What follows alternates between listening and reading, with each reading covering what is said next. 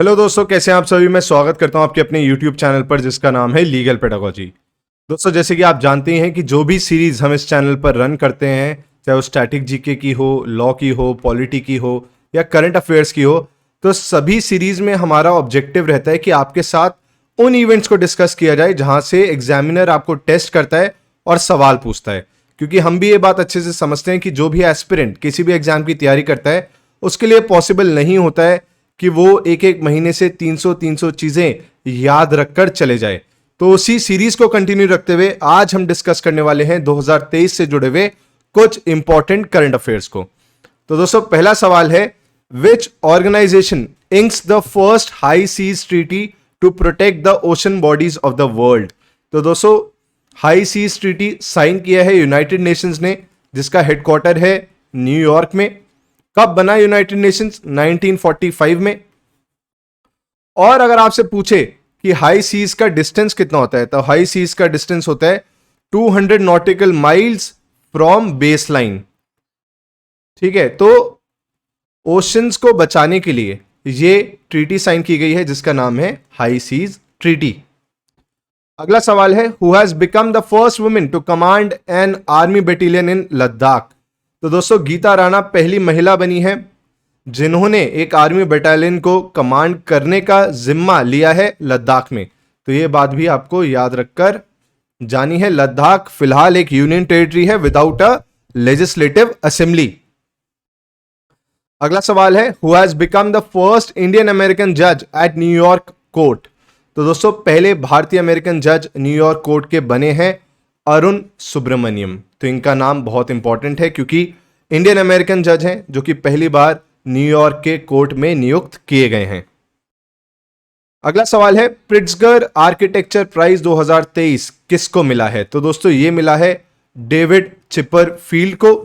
प्रिट्जगर prize दिया जाता है in the field of architecture.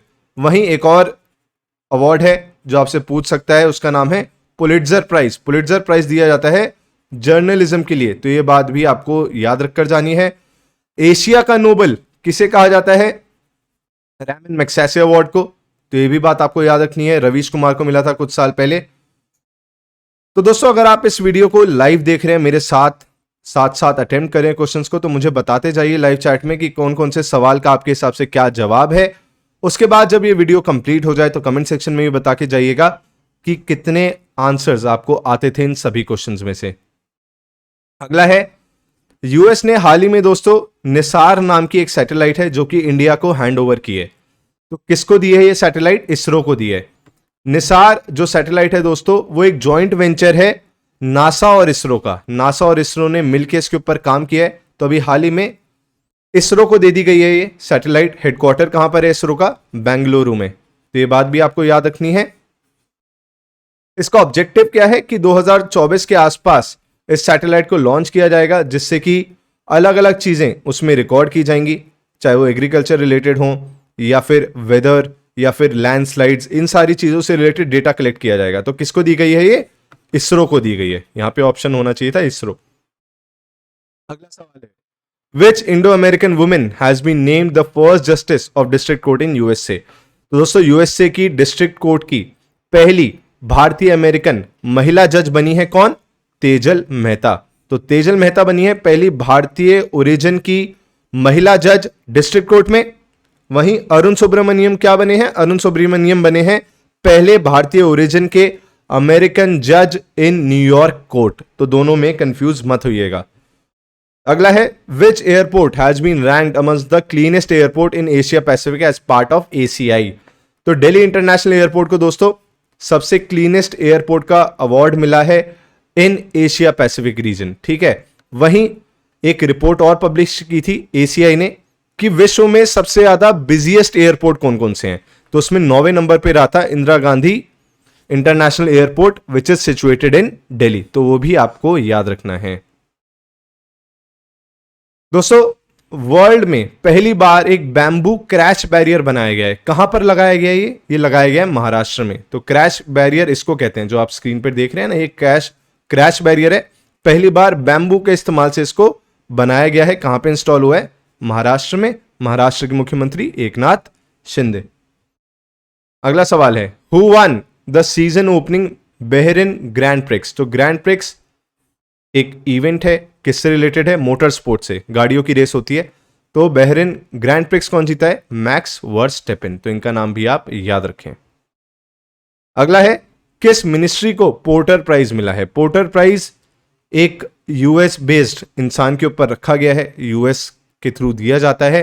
तो पोर्टर प्राइज दोस्तों 2023 का मिला है मिनिस्ट्री ऑफ हेल्थ को,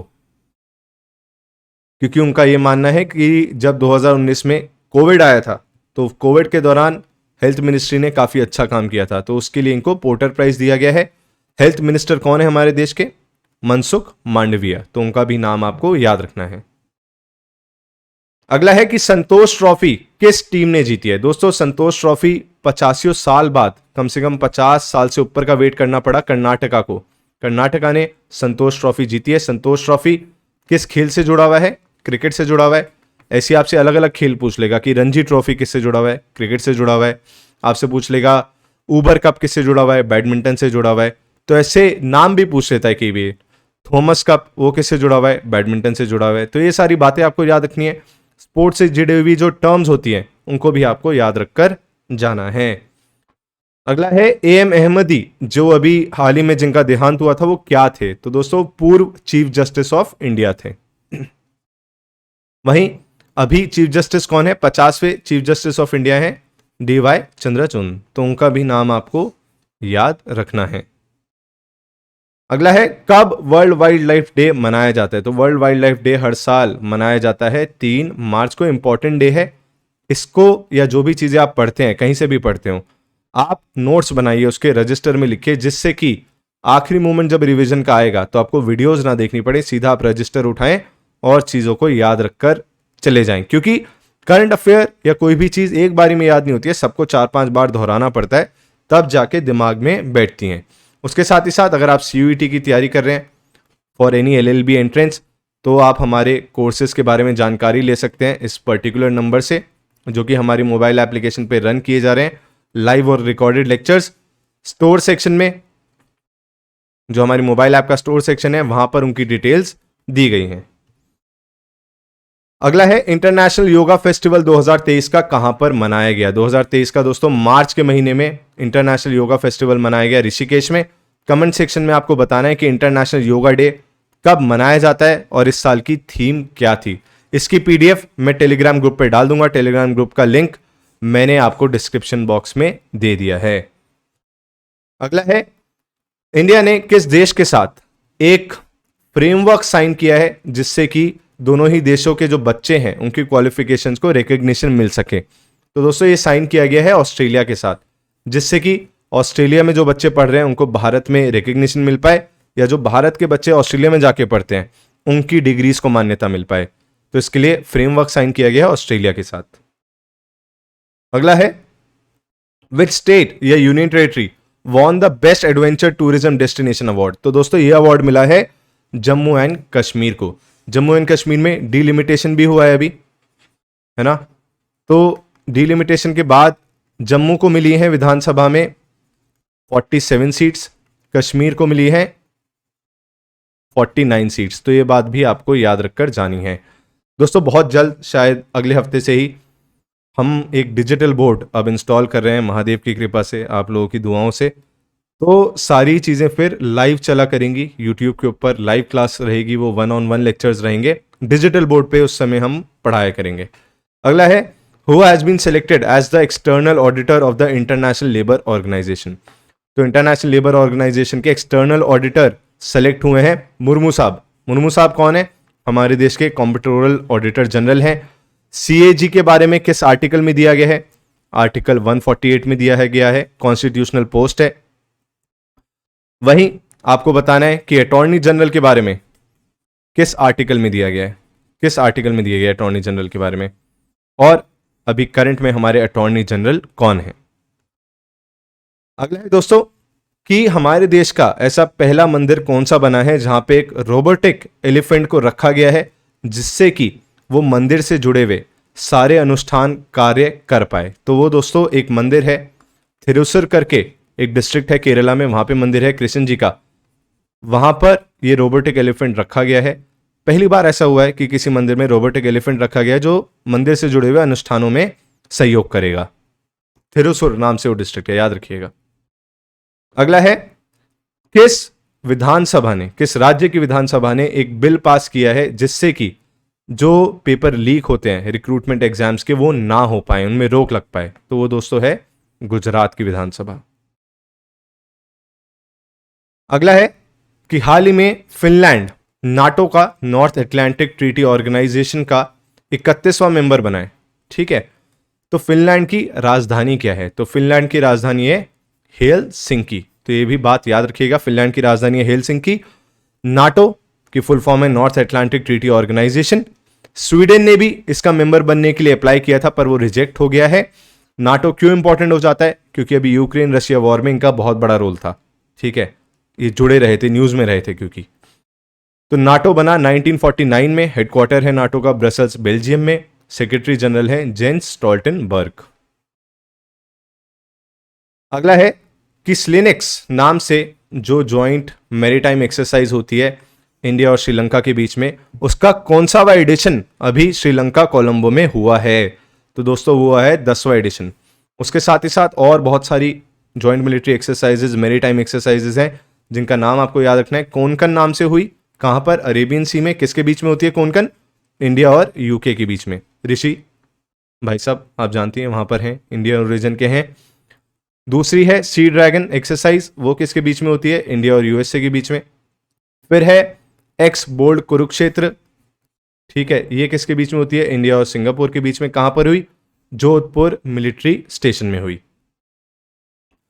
अगला है, पहला अमेरिकन स्टेट कौन सा बना है जिसने एक रेजोल्यूशन पास किया है कंडेमिंग हिंदू फोबिया? तो दोस्तों वो है, कौन सा है बताइए? वो है जॉर्जिया। क्योंकि ऐसा माना जाता है कि यूएसए में हिंदूज के खिलाफ जो भी उत्पीड़न हुआ है उसको क्रिटिसाइज करने के लिए ये रेजोल्यूशन वहां पर पास किया गया है। अगला है, इंडिया जस्टिस रिपोर्ट 2022 में टॉप मोस्ट पोजीशन पे कौन सा रहा राज्य? तो दोस्तों वो था कर्नाटका। लार्जर स्टेट्स में कर्नाटका नंबर 1 पे रहा इन इंडिया जस्टिस रिपोर्ट 2022। और छोटे राज्यों में जिनकी पॉपुलेशन 1 करोड़ से कम है उसमें नंबर 1 रहा सिक्किम। ये इंडिया जस्टिस रिपोर्ट दोस्तों टाटा ट्रस्ट निकालता है। तीसरा एडिशन था ये, 2019 में भी सबसे पहली बार ये लिस्ट पब्लिश हुई थी। और किस बेसिस पे ये रैंकिंग दी जाती है कि कहां पर नंबर ऑफ जजेस जो हैं वो सफिशिएंट हैं, कहां पर स्पीडी डिस्पोजल ऑफ केसेस हो रहा है, तो उस बेसिस पे रैंक किया जाता है। सबसे नीचे रहे उत्तर प्रदेश। ठीक है, ये भी याद रखिएगा, सबसे नीचे, लोएस्ट रैंक। अगला है कि ज्योग्राफिकल इंडिकेशन टैग किस राज्य को सबसे ज्यादा मिले 2022-23 के फाइनेंशियल ईयर में? तो दोस्तों वो राज्य है केरला। एक मिर्चा करके चावल आता है, बताइए किस राज्य से जुड़ा हुआ है? किस राज्य से जुड़ा हुआ है जिसको जीआई टैग भी मिला था? तो दोस्तों ये थे 25 सवाल। काफी मेहनत लगती है, वीडियो को लाइक जरूर करके जाएं क्योंकि अगर आप शिक्षा ले रहे हैं तो इतना तो आप कर ही सकते हैं कि फ्री में कुछ ना लें। फ्री में ना लें मतलब कि अगर आपको वीडियो पसंद आती है तो एटलीस्ट आपके जो थंब है उससे छोटा सा लाइक बटन दबा दें जिससे कि हमें मोटिवेशन मिलती रहे। Thank you so much.